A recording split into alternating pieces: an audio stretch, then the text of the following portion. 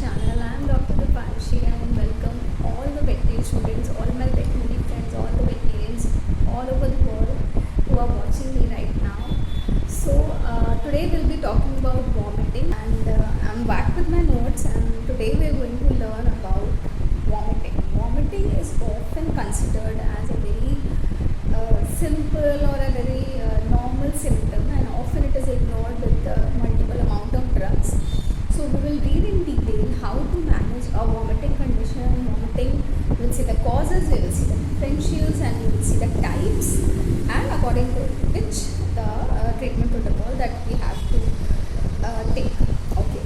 So when we see as the animal is vomiting, when you see the animal is vomiting, always and always we have to first differentiate between whether it's a forceful expulsion from stomach or small intestine, that is vomiting, or it is regurgitation, that is expulsion of the materials from the pharynx or esophagus. Okay, regurgitation is from the pharynx and esophagus, and while vomiting is from the expulsion of the stomach or the small intestine. Now, a few things that we have to note: that in regurgitation, that process is passive. There will be no signs of nausea if it's regurgitation, and there will not be any bile. Bile production will be there. There's no bile you will see in whatever the things that are produced. No yellowish kind of frothiness, nothing will be there. Now, when it comes to vomiting is two types of mechanism is there. It is a mechanism to protect the gastrointestinal tract, and it can also be a sign of systemic diseases. Okay. So as a mechanism to protect the gastrointestinal tract, some foreign body, they must have ingested the gastrointestinal, wants to just expel it, right? So gastrointestinal tract is trying to protect themselves, or it's a sign of systemic disease that we have to differentiate. Now moving on, when we see vomiting, what are the common differentials in our mind it should come off? Gastrointestinal, it will be divided into many parts. Gastrointestinal disease, it can be due to diet. Most commonly if acute vomiting is there, sudden is there, acute and chronic is there. Acute means a small interval of time, just now started, suddenly started, and chronic, like it has been more days, more 5-6 days, or like from month I have been noticing that vomiting is there, like that. Chronic is there. So gastrointestinal disease, diet, can be sudden obstruction of the gastrointestinal tract. It can be enteritis. It can be due to NSAIDs. NSAIDs also causes the ulcer in the gastrointestinal tract. It can be IBD, inflammatory bowel disease. It can be parasites if they have not done deworming properly. Ulceration, neoplasia. Pancreatitis, hepatic, renal, pyometra, peritonitis, and prostatitis. You have to check in male dogs especially. It can be due to hypercalcemia and hyperparathyroidism. Drugs, what are the drugs has been given? It can be due to toxin ingestion. Motion sickness, have they travelled from a longer journey, they have put in car and they have been travelled for a long time. Motion sickness you have to ask. And it can be also CNS diseases. Okay, any brain issue or any like vestibular diseases also can be there. This is also can be a cause of vomiting. So what should we do? Number one, we have to take proper full history to differentiate whether it's from the gastrointestinal tract or it's from the systemic diseases, as I said. Next you have to ask how often it's happening. Is it like just in after a day they are coming, just in a day? How many times he has vomited? How many times have you seen what comes out of the vomit? Okay, whether it's food or any particles, blood is coming out, and how long the vomit progresses, for how long, and after vomiting, is the animal trying to drink water or not, or is the animal trying to take the food or just sitting, because that also will cause various issues. Of the vomiting is very much frequent. Some animals will try to drink water and some will not, and especially those who are not trying to drink water, they will at the more risk of getting dehydrated. Any pattern, any recent diet changes they have done, any other changes they have done with the environment, especially in cases of cats, any food brand change they have done, how's the appetite from the past few days. So many questions that you have to ask. You have to take the history proper to get to a proper diagnosis. Then polydipsia also, if it's there, if a lot of ingestion of water is there after vomit, this is a very particular sign, you must remember it. If the owner says that after vomiting the animal is again drinking a lot of water, polydipsia is often a sign that the vomiting is coming as a part of systemic diseases such as diabetes. It can be pyometra, it can be renal disease. These three differentials should be in your mind: diabetes, renal disease, or pyometra.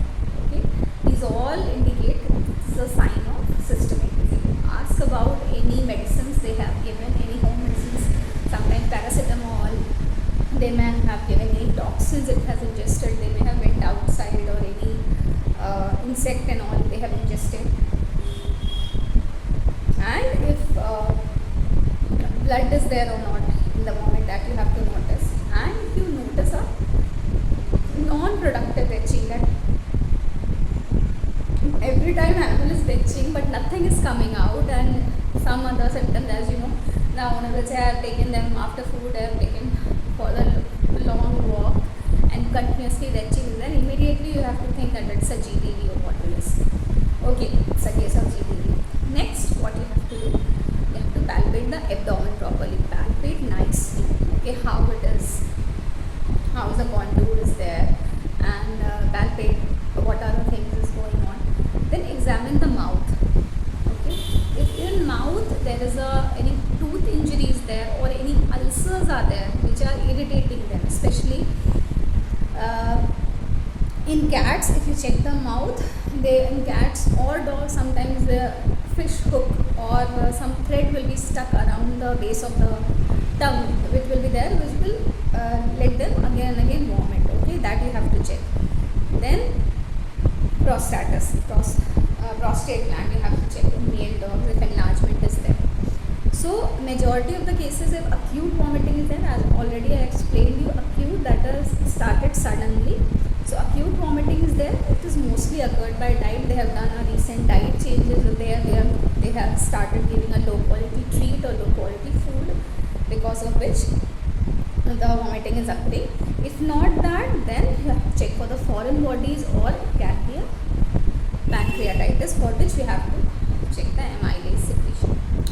Okay, now chronic or persistent is more, persistent vomiting more present in older pets and it's more serious. Okay, and now we will divide this vomiting into three parts.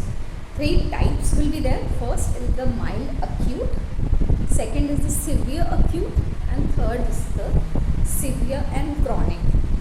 That is chronic we will say, chronic recurrent, chronic more than a month, and for 7 days it's been vomiting. Okay, first will be mild acute. Often generally we see these cases, the dog has vomited once or twice in a day, and otherwise well, no vomiting, no diarrhea, fever, and other things are well. Animal is eating also, but vomiting is there. Okay, and you have asked them history properly, and foreign body things is unlikely. That is, owner says no, nothing, no chances there like that. And so we will start with the symptomatic treatment. Symptomatic treatment, what it will be, you will start with the starvation, and you have to change the diet, and you let them drink water, get them, take them in home environment, no issues, and you have to start deworming. You have to ask about deworming, and you have to take a deworming history also. If not dewormed, you can do deworming as well. And in this case, in mild acute cases, no antibiotic is needed. You don't have to give all the gastroprotectants, antiemetics, and antibiotic and fluid and everything is not needed in such cases. Okay, so you can save your antibiotic and not create so much hush about it. So now coming on to the severe acute. Severe acute, we will establish whether it's from the gastrointestinal tract or it's from the systemic disease. Okay, so to establish that, what we will need, if severe is there, in a day the animal has vomited for like 10 times, definitely we need a blood work for that. we will do a blood test, we will do a abdominal radiograph to check any any foreign bodies there inside or not. We will give IV fluids to correct the dehydration, and along with that, if any hematemesis is there, means along with that blood is coming, and we will go with the gastroprotectants, okay, H2 blockers, etc. Then coming on to the third one, that is the chronic or recurring. Chronic or recurring, that is especially in older animals we will see. When chronic and recurring vomiting is there, then in such cases we have to check the renal values, we have to check the hepatic values, liver values, we have to keep an eye on that, and we have to check the ACTH hormone, hypoadrenocorticism, and FeLV test we have to do, and thyroxine. FeLV and thyroxine is very important in case of cats, and ACTH is very important in case of dogs. That can be a very much a bigger cause of severe vomiting, severe cases, chronic cases of vomiting. Then last option, if we do not diagnose through this, then last option will be endoscopy, biopsies, and laparotomy. That will be done as a last option. And one more thing I want to say, the mild acute it can be managed well without the use of antibiotic. In second cases, like severe and acute cases started, but it's very severe. In these cases, you can give IV fluids, as I said, gastroprotectants you can use. And in this case, when these two comes, severe acute it comes, and the chronic or recurring is one, we have to give. We will first order a radiograph in the case of severe acute. Okay. While in chronic, we will go for the blood work, because if it's chronic, much changes in the blood work must have appeared, so we'll go for the blood work. And while in severe acute, suddenly so much vomiting is there, we'll definitely go for the radiograph first in this case, because if foreign body or injection, anything will there, it will be reflected directly. We can see into the radiograph. Both the views we have to take, lateral and retrodorsal, both views, and according to that we'll proceed. While in the last one, we will see all the renal values, and according to the reason why it is occurring, with renal, liver, or ACTH, or hypoadrenocorticism, FeLV, will treat according to the cause. In that we will use, and as for motion sickness, we can give antiepileptics, and according to that we can control it. So this is all, is how in 3 ways we can manage our vomiting case, and we can properly diagnose, because that's what our pets really need, animals really need. And let's just educate ourselves and